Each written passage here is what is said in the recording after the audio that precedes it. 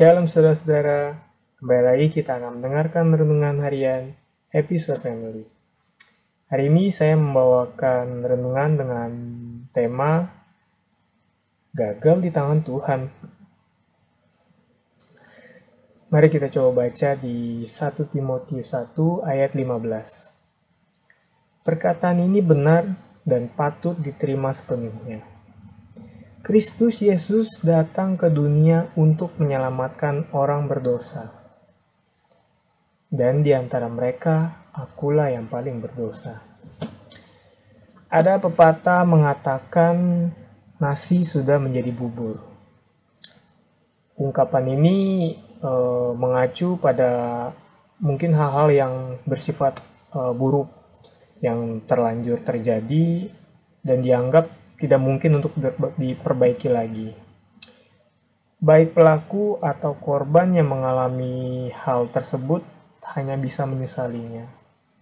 Tapi, apakah benar hal itu memang sudah tidak bisa diapa-apakan lagi?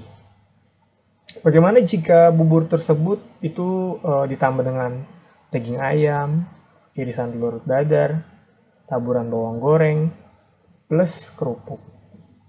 Jadilah bubur ayam yang nikmat, bukan? Nah, begitulah kira-kira hidup kita di mata Allah.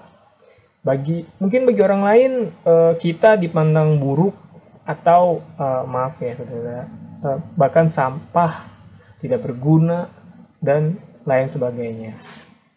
Tapi ternyata tidak bagi Tuhan. Lihat bagaimana Allah menyikapi orang-orang yang semula melawan Tuhan dan mengubah mereka menjadi senjata kebenarannya. Salah satu contohnya tidak lain yang kita bisa kenal yaitu Rasul Paulus. Dalam ayat 1 Timotius 13, Paulus bahkan menyatakan dirinya dulu seorang penghujat, penganiaya, dan ganas. Bahkan di antara mereka yang diselamatkannya, ia menyebut dirinya sebagai yang paling berdosa. Ada di ayat 1 Timotius ayat 16. Tetapi siapa ia sekarang?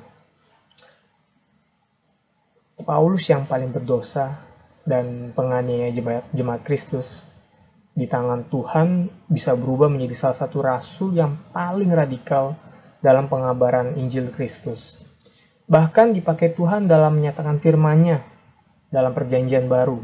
Banyak surat-surat yang ditulis oleh Rasul Paulus. Jadi dari sini kita belajar.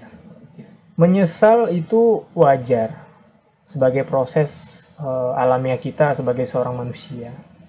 Tapi jangan berlama-lama menyesali masa lalu kita atau perbuatan kita yang pernah kita lakukan.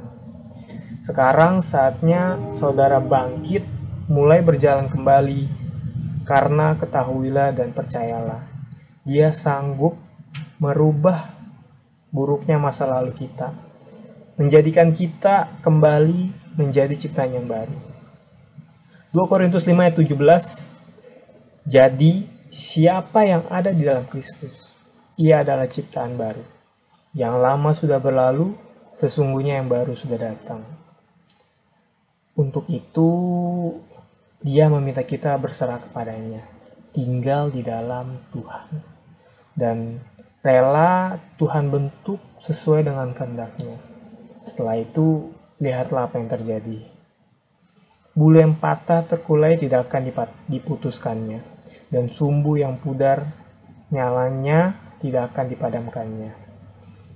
Ingat, di tangan Tuhan tidak ada kegagalan yang tidak dapat diperbaiki. Amin.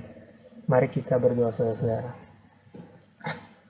Tuhan, terima kasih atas berkat-Mu Tuhan. Kami sudah mendengarkan renungan harian pada hari ini Tuhan. Berkati kami Tuhan yang sudah mendengarkan renungan harian pada hari ini Tuhan. Semoga kami bukan hanya sebagai pendengar Tuhan, tapi kami sebagai pelaku Tuhan. Supaya kami tidak merasa Tuhan apa yang telah kami lakukan, apa yang telah kami perbuat Tuhan di masa lalu kami Tuhan. Kami tidak berlarut-larut dalam penyesalan Tuhan, tetapi Tuhan kami berserah kepadamu Tuhan, karena di tangan-Mu Tuhan Kami bukanlah seorang yang gagal, kami bisa berubah Tuhan, asal kami mau terus berjalan Tuhan, di dalam jalan-Mu Tuhan.